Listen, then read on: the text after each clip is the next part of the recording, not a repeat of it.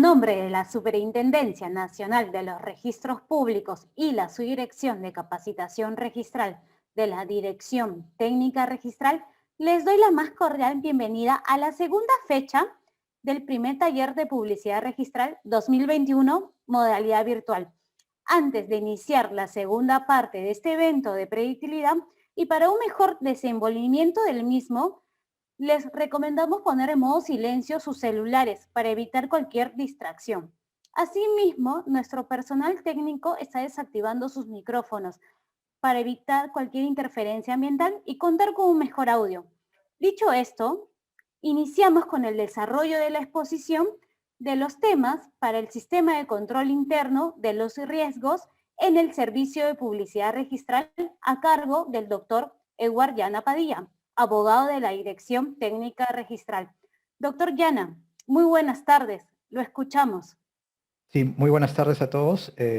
Agradecer la invitación para la exposición del día de hoy. Bueno, creo que el título de la exposición parece un poco asustar, ¿no? Intimidar, sistema de control interno, que es cómo se emiten las publicidades, ¿no? Bueno, antes que nada hay que precisar de que la Dirección Técnica Registral ha venido realizando controles de calidad a la publicidad que se está emitiendo a lo largo de los dos últimos años, el año 2019 y 2020. Entonces, mi exposición se va a centrar en tres puntos, llamemos tres ejes o temas en este caso. Sin perjuicio de ello, yo voy a tratar de desarrollar tanto el aspecto doctrinario como el aspecto normativo y también las mejoras que se han realizado al sistema para poder tener un punto de vista y también centralizar la exposición en este riesgo que ha encontrado la Dirección Técnica Registral en los controles de calidad. Un poco para que tengan en cuenta, la exposición se va a centrar en tres aspectos generales, ¿no? Como ya indiqué, aspectos doctrinarios, normativos y aspectos operativos. Lo que se busca tener en esta exposición es ver cómo se debe expedir la publicidad. Ustedes son los operadores, manejan más este detalle del día a día de cómo se va a expedir tanto los certificados de vigencia de poder, cómo se expide el CRI y la diferente publicidad. Esta exposición lo que se va a centrar es en pequeños criterios discrepantes que se han encontrado al momento de emitir la publicidad y cómo va a afectar esto tanto a nivel interno como también al ciudadano. Ejemplo, ¿no? Todos sabemos que la publicidad formal es la materialización, es la expresión de las inscripciones, que en este caso viene a ser propiamente dicho los certificados, las visualizaciones, las copias literales que se emiten. La publicidad material, bueno, es la presunción que existe que todos conocemos, tenemos conocimiento efectivo del registro, en este caso. En aspecto normativo vamos a encontrar al reglamento de publicidad, aprobado por resolución 281-2015 SUNAR SN, que establece todo el procedimiento y los mecanismos de expedición de la publicidad. Igual también tenemos el texto único ordenado que regula en el artículo 127 al 131 todos los efectos de la publicidad. Normas especiales, vamos a tener la directiva que regule el proceso de expedición de la publicidad con firma electrónica, la aprobación o la modificación del artículo 57 del reglamento de publicidad para la expedición de la publicidad a través del APSUNAR. Y en aspectos operativos también vamos a ver cómo se brinda la publicidad actualmente por el SPR. Ya también lo brindamos por el SPRL, toda la publicidad compendiosa con firma electrónica y el nuevo sistema que se está implementando, que es el SPRL. Actualmente ya tenemos otro canal virtual, que es el app, que se interconecta al SPRL para brindar la información. Innovaciones, bueno, eso es un poco, trataré de desarrollar cuáles son los aspectos que se vienen, ¿no? En este esquema, nosotros, un poco para precisar, tenemos dos aspectos que venimos brindando la publicidad en esta coyuntura de estado de emergencia declarado por el COVID, ¿no? En este caso, y asimismo en estado de inmovilización para determinados departamentos o provincias. Entonces, a nivel presencial ya sabemos que existe dos procedimientos, la rogatoria verbal y la rogatoria escrita.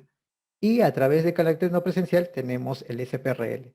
Si bien es cierto, el app es un mecanismo que se interconecta en el SPRL, pero igual toda la información que se va elaborando actualmente es por el SPRL y en el SPRN con las nuevas modificaciones que se han realizado. Como vemos, nosotros ya emitimos certificados con firma electrónica. ¿Por qué quiero andar en estos certificados con firma electrónica? El tema de exposición son 3 puntos primordiales que ya dije, que son el certificado de vigencia de poder, cómo se emite el certificado de vigencia de poder, el CRI, cómo se emite el certificado registral inmobiliario, y cuáles son los criterios que deben emitirse en la vigencia de poder. Pero sin embargo, sí es necesario tener en cuenta el aspecto normativo, considerando que la vigencia de poder ya se venía brindando desde el año 2018 en la zona registral número 9 con firma electrónica y código de verificación, en este caso. Sin perjuicio que en el SPR ya existía desde 2017, pero ya existía un piloto y también se sinceró este certificado de vigencia en 2019. ¿Por qué se tomó esta zona registral? Porque es la que tenía más afluencia, ¿no?, de público. Prácticamente era la mitad de la totalidad de solicitudes que se realiza a nivel nacional, en este caso. Posteriormente también se incorporó el tema del TAE, que es el título archivado electrónico. Y como vemos en la parte no presencial, desde el año 2017 al año 2021, se han incorporado una serie de modificaciones y nuevos servicios, en este caso. La última o la más reciente modificación, para ser exactos, fue a través de la resolución 03-2021, que incorpora los certificados de publicidad con firma compendiosa, como testamentos literales, al APSUNAR, ¿no? Un poco voy a acelerar en la exposición, me gustaría ahondar en cada punto, pero lo que vamos a centrarnos es en la problemática que se viene presentando, ¿no? Entonces, comencemos con la primera problemática. Ya desde que se elaboró el reglamento de publicidad registral, se estableció una regla, y esta regla era de que cuando uno elabora el certificado, no, por una practicidad en su momento, se consignaba como ejemplo, como estamos viendo acá, las facultades constan inscritas en el asiento C01. Lo que pasa es que esa problemática viene afectando a los usuarios de a pie. ¿Por qué? Actualmente casi la totalidad de certificados que se están brindando es con firma electrónica y código de verificación. Entonces, la SUNAR sacó un lineamiento, que lo vamos a ver más adelante, es un memo circular que establece que cuando se emita una vigencia de poder no se debe adjuntar los literales, salvo lo que ya está estipulado en el reglamento de publicidad para lo que es el consejo directivo. Pero cuando se emita una vigencia de poder, no se debe precisar lo siguiente, ¿no? Se adjuntan o se consta señalado en el asiento y se adjuntan páginas. Esta práctica ya no debe ser así. Actualmente nosotros se hizo un control de calidad de 178 servicios, el cual acá está la fuente, el informe 06-2020. Prácticamente el 95% de certificados que emitía una zona registral en provincia era con este esquema de división. Lo que pasa de que si el ciudadano se limite con este esquema, no va a poder ver los asientos registrales. Hay que recordar que el certificado, cuando se firma electrónicamente, se incorpora a las facultades del certificado. Si el ciudadano recibe esta publicidad, lo que va a hacer el ciudadano es solicitar la aclaración y solicitar que se precise las facultades que tiene el representante. Ese es el primer punto o la característica que deben tener en cuenta, que no se puede adjuntar las copias literales a una vigencia de poder en caso de una vigencia de poder de una persona jurídica, ¿no? En este caso. Otro caso que hemos encontrado, seguimos en la misma temática, que consignan páginas 56 y 60 de la partida electrónica. El ciudadano, cuando ingresa al SPRL, verifique el contenido del certificado, no lo va a poder ver, porque eso no se adjunta a la vigencia de poder. Hay que recordar que estas vigencias con firma electrónica lo que se solicita es el traslado. Tanto fue el trabajo que se realizó en el año 2018 y 19 para que la zona registral incorpore mecanismos que ayuden. Hay opción para recuperar el asiento registral, hay opción para poder escanear y recuperar a través de un aplicativo informático, hay opción a que se pueda recuperar el asiento registral, en este caso. Entonces, esto no debe emitirse de esta forma la publicidad, ¿no? Es una mala práctica, se puede decir. A ver, ¿cuál es el marco normativo que precisa que no se debe emitir de esta forma? Es el artículo B del artículo 16 del Reglamento de Publicidad, el artículo B del artículo 131 del Reglamento General de los Registros Públicos, y el artículo 107, que también te señala de que cuando tú emitas un certificado de vigencia de poder, verifiques las facultades que tiene este y las que acompañan a la representación, ¿no? Sin necesidad que se precise el asiento. Asimismo, los numerales 5.1, 5.3.1 y 5.3.2 de la Directiva 05/2007, que es la Directiva del otorgamiento de la publicidad certificada con firma electrónica. Entonces ahí establece que los abogados, al emitir la publicidad, emiten un documento electrónico y lo que tiene valor es ese documento que va, llamémoslo así, en la base de datos que se encuentra en la nube, por así decirlo, ¿no? Y lo más primordial y lo que deben tener en cuenta es este memo circular donde se precisa que los certificados de vigencia de poder no deben adjuntar copias literales. Es el memo circular 135/2017 SUNAR DTR. Ese documento ya precisó de que para emitir una vigencia de poder no se debe adjuntar los certificados literales. El segundo punto es otra problemática que se ha venido presentando en la emisión del certificado compendioso, que es el certificado literal de partida registral. Todos sabemos que el certificado registral inmobiliario es, llamémoslo así, la fusión o unión de dos certificados, el certificado literal de partida registral y un certificado positivo, por así decirlo, porque indica la titularidad. Y asimismo, tenemos tres normas que regulan o establecen cómo se emite la publicidad del certificado registral.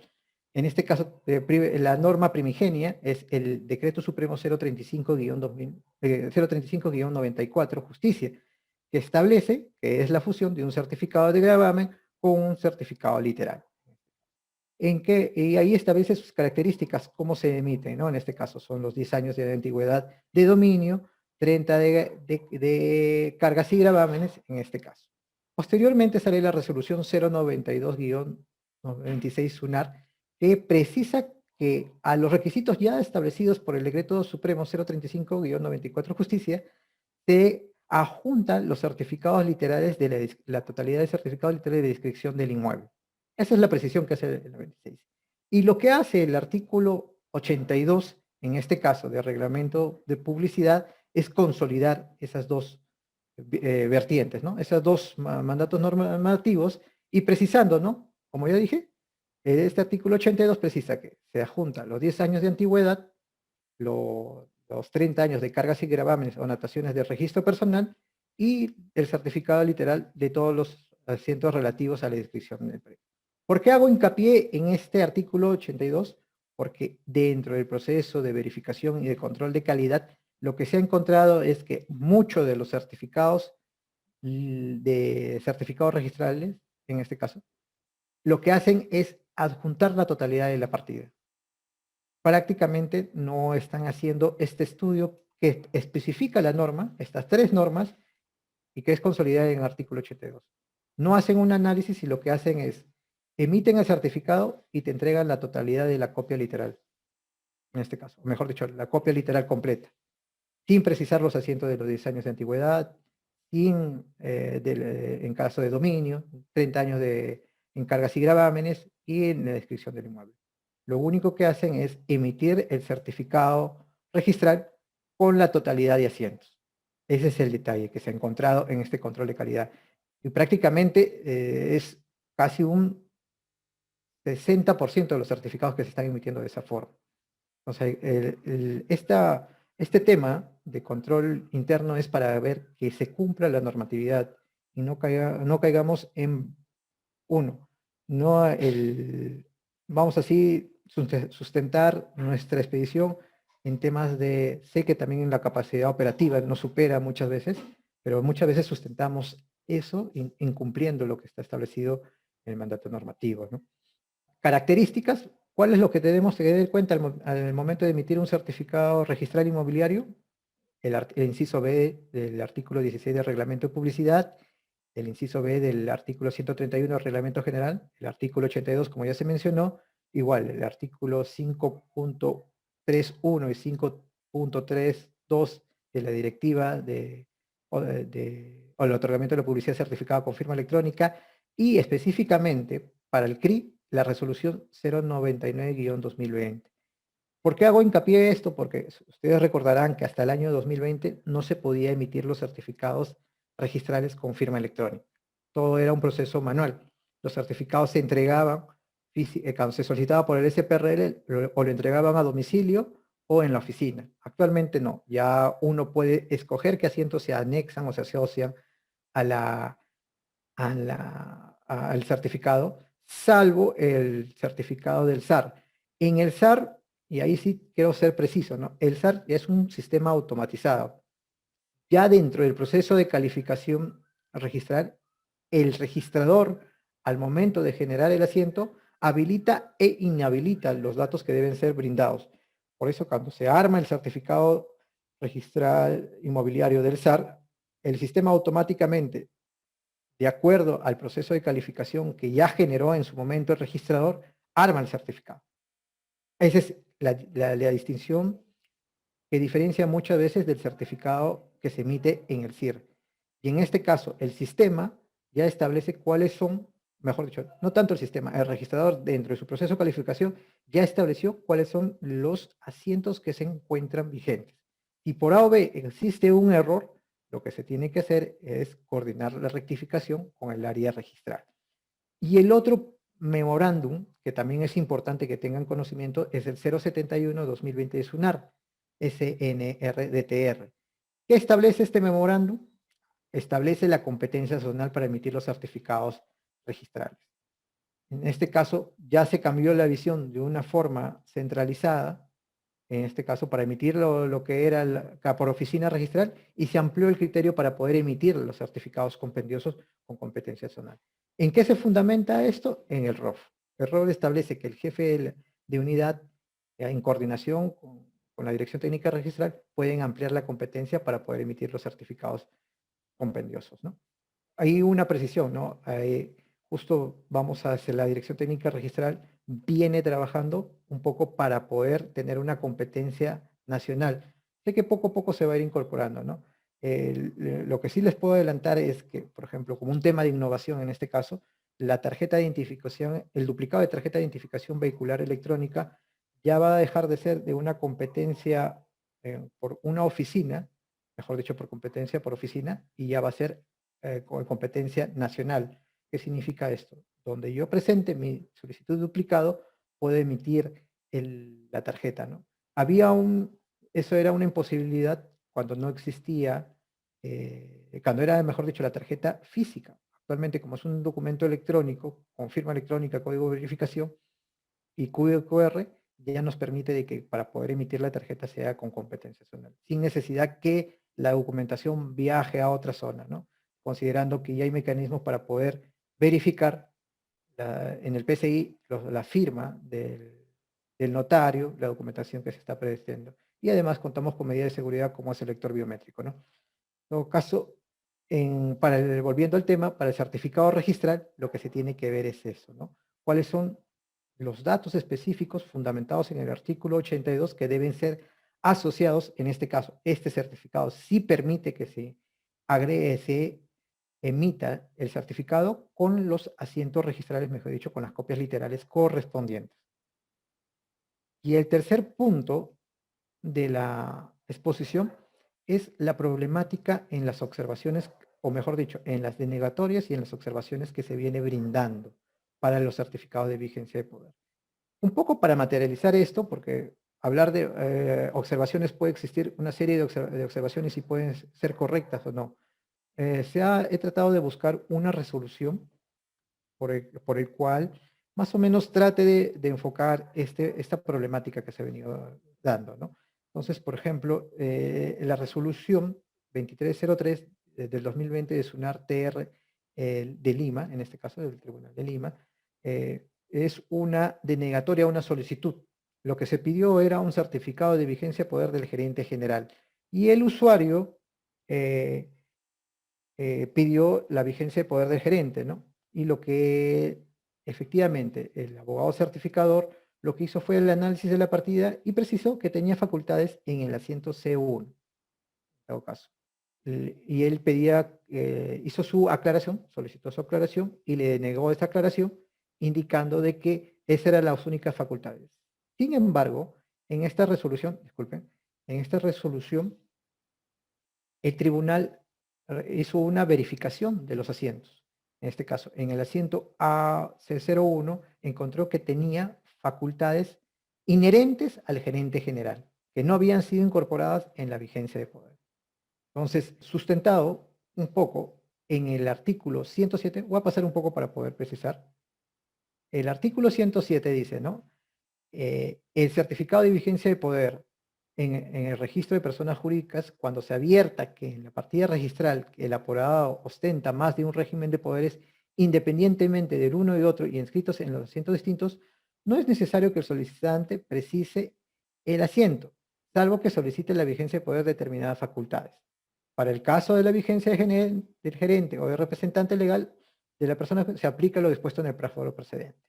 En este caso, el tribunal lo que hizo fue revocar esta denegatoria y ordenó que se entregue la vigencia de poder con las facultades establecidas en el asiento de constitución inherentes al cargo y además de la facultad que se establecía en el asiento CCS1, en este caso.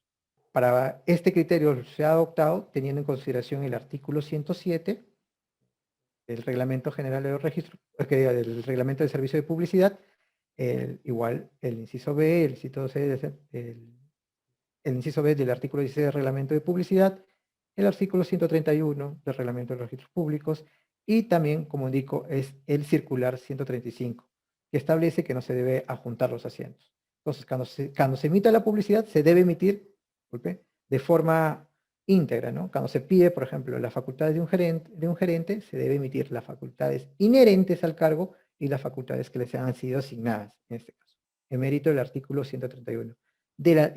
Igualmente, del análisis de control de calidad, se ha visto y se ha hecho el análisis de algunas observaciones que no están cumpliendo con ese articulado y lo que están haciendo es observar las solicitudes de publicidad solicitando al ciudadano precise el asiento donde se encuentran las facultades.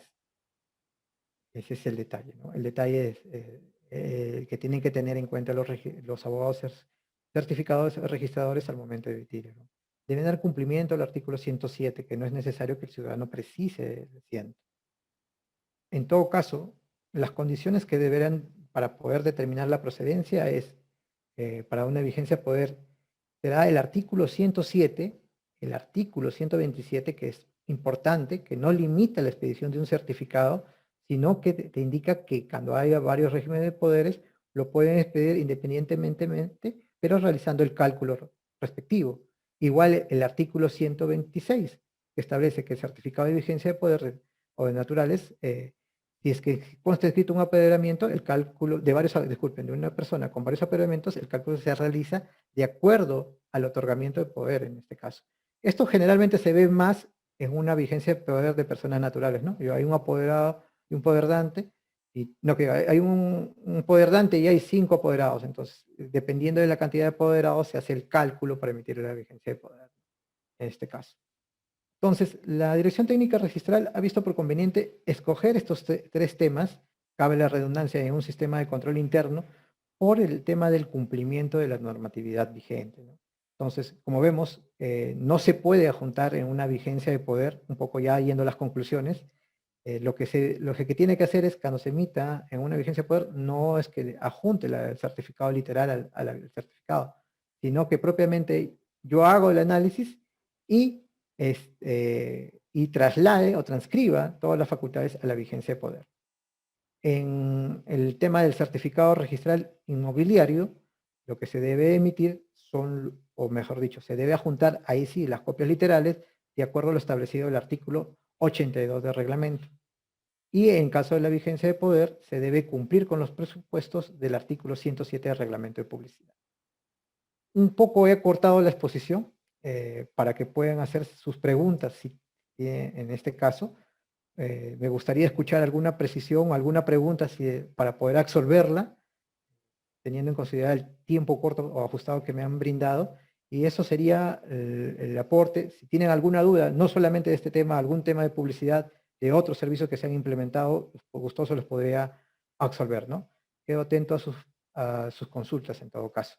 Jesús Alarcón dice, doctor, ¿cuándo se implementará el certificado positivo de propiedad por titular? A ver, Actualmente lo que estamos haciendo es implementar todos los certificados en el sistema de publicidad registral con competencia nacional. Se han validado hasta la fecha 18 certificados. ¿Qué significa esto? Que todas las publicidades van a ser emitidas con firma electrónica y código de verificación y es que son solicitadas en oficina. En ese aspecto también se está incorporando el certificado positivo y negativo del registro de predios, ya sea por titularidad o por predio, en este caso, o por inmueble, como está establecido. Entonces, lo que pasa es que no se pudo implementar el certificado positivo por inmueble en el SPRL porque así había una limitante técnica, lo cual no existe en el SPRN. Actualmente el SPRN sí tiene la funcionalidad y justo el día lunes ya va a entrar en funcionamiento la publicidad exonerada de literales con firma electrónica, inicialmente en una etapa de pruebas para Lima y posteriormente ya va a ser a nivel nacional. ¿Qué me permite hacer esto? Lo que muchas veces había controversia, ¿no? Yo puedo trabajar toda la publicidad exonerada, pero eso nunca era contabilizable en nuestro sistema, ¿no? Porque todo se trabajaba en consulta. Ahora no, ahora toda esa publicidad se va a ingresar como si fuera una solicitud, va a estar exonerada respectivamente y se va a ver, va a tener mapeado toda la publicidad que se emite, ¿no? Por ejemplo, me llega una hoja de trámite, emito 5 copias literales, cada copia literal me va a salir con código de verificación, código QR y número de solicitud.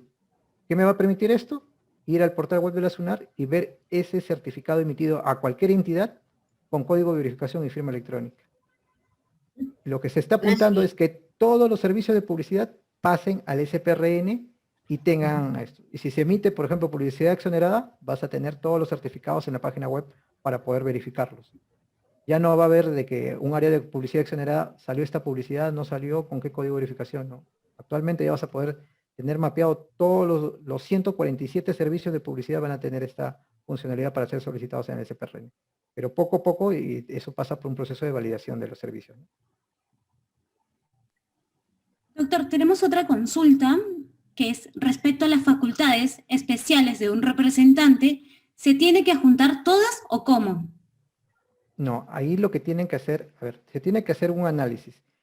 Y también dependerá mucho cómo ha solicitado el servicio, ¿no? Hay que recordar que el reglamento de publicidad indica que si yo solicito las facultades especiales y indico el asiento en mi solicitud, yo debo emitir de acuerdo a lo que yo he precisado en mi solicitud.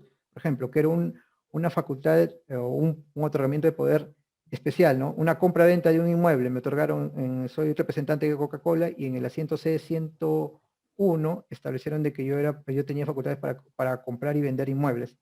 Entonces, si yo preciso en mi solicitud, quiero la vigencia de poder de Edward Llanak Padilla, escritas en el asiento CC1, que es C101, se emite la vigencia de poder respecto de ese requerimiento. Si el ciudadano no precisa las facultades, o mejor dicho, no precisa el asiento donde se ha establecido, lo que tiene que hacer el abogado certificador o el registrador es hacer el análisis completo de la partida, ¿no?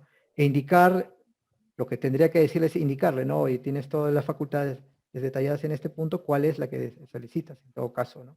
O la otra posición, como se adoptó en varios, o lo que se definió al momento de elaborar ese reglamento, era de que se tendría que emitir la publicidad precisando los asientos o donde tenga las facultades establecidas. En este caso. Pero si es que precisan de una facultad especial y me indican el asiento, yo emito de ese asiento que ha sido precisado. Siguiente consulta. En el registro de personas jurídicas, algunas partidas tienen anotación preventiva por prolongada inactividad. ¿Se debe entregar a la vigencia dejando constancia de esta anotación o simplemente ya no se debe entregar la vigencia? Claro, ahí hay que tener en cuenta dos puntos, o mejor dicho, analizar también el tema normativo. Si la empresa está en prolongada inactividad y todavía no concluye el procedimiento porque todavía hay un proceso de anotación, todavía la persona jurídica no se encuentra baja. Hay que tener en cuenta que es una anotación preventiva porque hay un proceso que parte también de SUNAR y parte de SUNAT. Lo que pasa es que esta anotación preventiva es para que si esa persona jurídica todavía subsiste, pueda oponerse y realizar esto. En este caso, a mi criterio personal, todavía la persona jurídica no está cerrada, no se ha dado baja, no está cerrada en este caso, todavía está vigente, hasta que se realice el cierre o la baja definitiva de esa partida por prolongar inactividad, en este caso. Porque puede ser de que la persona jurídica haya inscrito un representante legal, en su última inscripción fue del último gerente hace 15 años, pero sigue siendo vigente ese gerente. Y la persona jurídica sigue estando ahí. Lo que pasa que ante SUNAT no ha gestionado, no ha actualizado sus representantes, pero sigue operando en este caso. Siguiente consulta. En el caso de las partidas voluminosas, casos bancos, cooperativas de ahorro, entre otras, también se deben usar el artículo 107. Cabe resaltar que en la partida registral, un apoderado puede tener inscrito un otorgamiento de poder en más de 2 asientos. Sí, es cierto, como le indicamos, se ha desarrollado esta temática ya varias veces en varios talleres y plenos de publicidad. Efectivamente, sé que por el tema de la complejidad y el tema de la carga laboral es un procedimiento muy tedioso elaborar ese tipo de servicio. Lo que sí se hizo un análisis para poder realizar una modificación y precisión de este artículo, ¿no? Un poco también tratando de buscar claridad, porque cuando se elaboró el reglamento se consideró la mejor opción respecto al ciudadano, ¿no? Para poder brindar toda la información de registro en una sola vigencia de poder. Lo que sería bueno es analizar para estos, o exceptuar, siempre hay una sección normativa, a exceptuar en casos complejos, y en todo caso analizar una modificación al reglamento, ¿no? Para que se pueda precisar y señalar, ¿no? En caso de contar con varios regímenes de poderes, se podrá precisar el asiento a efectos de brindar oportunamente, o de brindar correctamente la vigencia de poder, ¿no? Pero sí se tendría que hacer una precisión a ese artículo. Actualmente, como está la norma, se debe entregar todo, ¿no? En este caso, todas las facultades que tengan. Solicitan que se realice un pronunciamiento acerca del artículo 107. Claro, el artículo 100, lo que se tendría que hacer es, como digo, ¿no? Hacer un análisis de cuál sería mejor dicho, cuál es la mejor opción, hacer una modificación en todo caso, o una precisión a ese artículo, indicando cuáles serían las excepciones para no brindar la totalidad de poderes, ¿no? Como digo, ¿no? Pero eso se tendría que hacer un análisis, ver cuál es ese supuesto jurídico que podría estar exceptuado, ¿no? Uno podría ser por complejidad de la partida, considerando que tiene varios regímenes de poder, y prácticamente se podría entregar la totalidad de la partida, ¿no? Por ejemplo, un blanco tiene 5 regímenes de poderes, le entregarías todos los regímenes de poderes y prácticamente al ciudadano lo podrías confundir porque no sabría cuál es el poder que le está solicitando en este caso. Pero sí, como digo, se tendría que hacer una modificación, en todo caso, o una precisión a ese artículo 107, ¿no? Muchas gracias, doctor. Última consulta. En el CRI, entonces, se va a anexar la página de titularidad, descripción del inmueble con sus modificatorias y las cargas y gravámenes. Sí, lo que tienen que tener en cuenta es lo que ya está establecido en el artículo 82, ¿no? El artículo 82 es preciso, acá lo estoy colocando, es certificado literal de los 10 años de dominio de antigüedad. Las cargas y gravámenes en el registro personal de 30 años de antigüedad. Y lo que es el certificado literal referente a la descripción del inmueble, sin considerar la antigüedad de los mismos. O sea, independientemente de la antigüedad, tienes que colocar lo que es el área de terreno, desmembraciones, fábricas, ampliaciones, inmuebles. Esto, que es el artículo 82, es un resumen de lo que ya está establecido en el Decreto Supremo 035/94 Justicia y lo que está establecido en la resolución 092/96 SUNAR. Cabe precisar, un momento he salido de la exposición, ojalá que lo tenga acá, que se hizo una precisión a criterios de emisión en el año 2019, los que están viendo, en este caso, para lo que son partidas matrices. Y también hay diferentes pronunciamientos del tribunal, ¿no? Ejemplo, dice, ¿no? La expedición de un certificado registral inmobiliario de una partida matriz se debe emitir la partida es preciso señalar que no existe prohibición, o sea, sí se puede emitir un CRI de una partida matriz, porque muchos registradores lo observaban y no lo estaban entregando. Y el otro supuesto, que es que cuando contenga varios copropietarios, se tiene que precisar a los copropietarios. Salvo, que eso ya es precisión del tribunal, el usuario precise que quiere un CRI de determinada persona. Entonces, en el año ya 2019, nosotros sí emitimos un pronunciamiento de que fue precisamente para una consulta elevada para la zona registral número 9, pero que actualmente ya hay pronunciamientos reiterativos del tribunal sobre esta emisión, de que se puede emitir un CRI de una partida matriz, y en caso de tener varios copropietarios, se debe, si el usuario no precisa qué copropietario es, se debe emitir el CRI indicando todos los copropietarios, salvo que se precise quién es el solicitante, ¿no? O sea, o si se precisa quién es el titular activo de quien se está solicitando. Muchas gracias, doctor Llano.